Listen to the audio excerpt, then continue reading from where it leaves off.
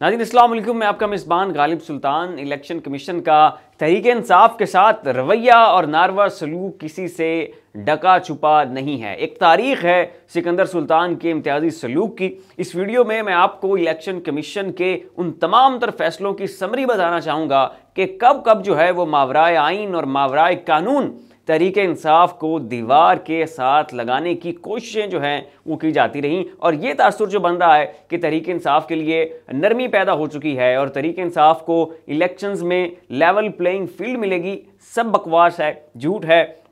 मामला जूं के तूं जमूत का शिकार है और कहीं भी लचक पैदा नहीं हुई है। नाज़रीन, एक नज़र हम तहरीक इंसाफ के खिलाफ इलेक्शन कमीशन के माजी के फैसलों पर डाल लेते हैं और फिर उनके तनाजुर में हम हाल और मुस्तकबिल का तखमीना लगाएंगे कि आगे क्या मुतवक्के है और क्या जो है वो होने जा रहा है। नाज़रीन, तहरीक इंसाफ का फॉरेन फंडिंग केस दिनों और रातों में निपटा के फौरी तौर पर तहरीक इंसाफ को फारिग करने की पूरी कोशिश की गई।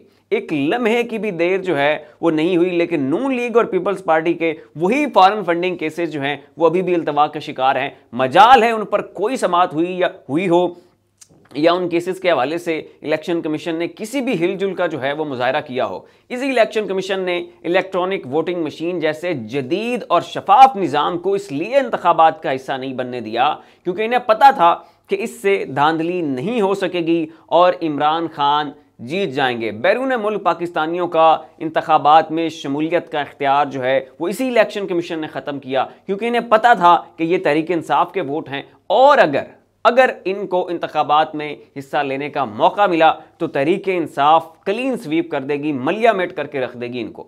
यूसुफ रज़ा गिलानी के बेटे की सेनेट इंतखाबात में धांधली और 2 नंबरी करने की वीडियो जो है वो मंजर आम पर आई। उसे पूरी दुनिया ने देखा, नहीं देखा तो इलेक्शन कमीशन ने नहीं देखा, लेकिन इसके बावजूद ना तो यूसुफ रज़ा गिलानी नायल हुए और ना ही यूसुफ रज़ा गिलानी के बेटे को जो है वो जेल में डाला गया। जब फैसल वाडा तहरीक इंसाफ का हिस्सा थे तो उन्हें जो है वो नाहल करार दे दिया गया। अली अमन गंडापुर के भाई जो है वो बेगुनाह थे, उसके बावजूद उन्हें नायल कर दिया गया। तहरीक इंसाफ के एक और रहनुमा शाह मोहम्मद को भी नायल कर दिया गया। फिर NA-75 डस्का के इंतखाबात में 2 मरतबा इलेक्शन करा के 2 नंबरी से नून लीग को जितवा दिया गया। फिर इलेक्शन कमीशन ने दूसरे हल्के से पोलिंग एजेंट्स लाने पर पाबंदी लगा दी। तहरीक इंसाफ इस फैसले के खिलाफ हाई कोर्ट गई और वहां अदालत ने इलेक्शन कमीशन के इस गैर कानूनी और गैर आईनी फैसले को रिवर्स कर दिया। जब तहरीक इंसाफ ने PP7 रावलपिंडी में वोटों की दोबारा गिनती का कहा तो उनका यह मुतालबा कबूल नहीं किया गया। पिंडी की उस सीट पर जो है वो धांधली हुई थी।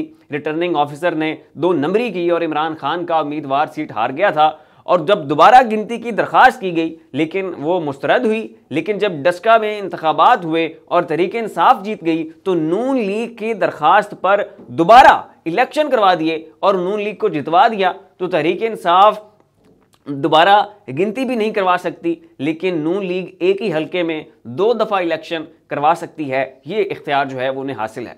फिर नाज़रीन, जब असम्बली तहलील हुई तो इलेक्शन कमीशन ने जानबूझकर बर वक्त हल्का बंदियां नहीं की ताकि इंतखाबात में ताख़ीर हो सके।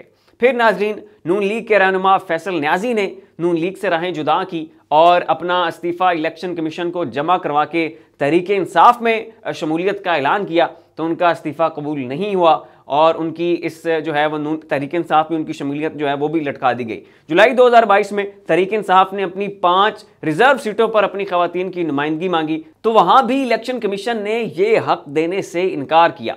इस फैसले के खिलाफ तहरीक इंसाफ ने लाहौर हाई कोर्ट से रिजू किया तो लाहौर हाई कोर्ट ने यह फैसला तहरीक इंसाफ के हक में देकर उन 5 सीटों को तहरीक इंसाफ के हवाले कर दिया।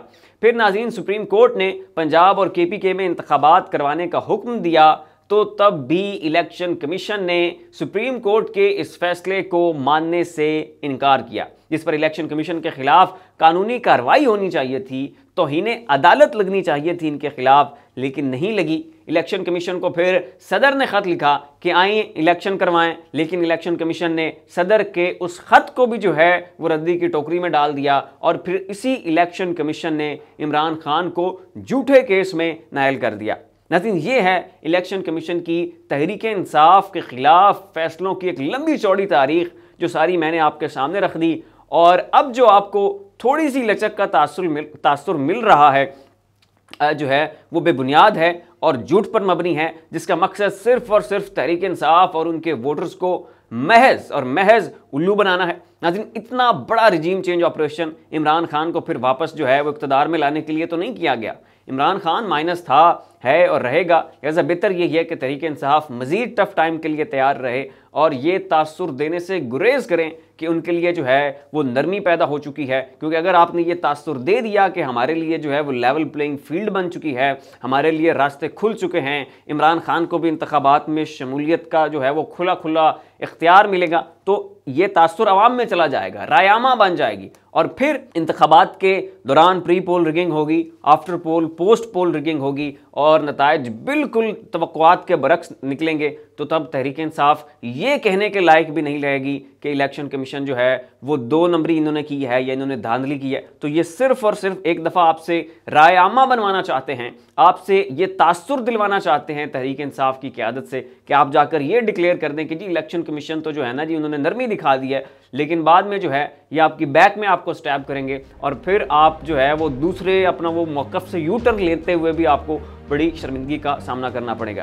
तो नाज़रीन, फिल वक्त के लिए इतना ही। ऐसी मज़ीद अपडेट्स देखने के लिए देखते रहिए हमारा यूट्यूब चैनल और फेसबुक पेज। अपना और अपने अज़ीज़ों व अक़ारिब का ख्याल रखिएगा। अल्लाह हाफ़िज़।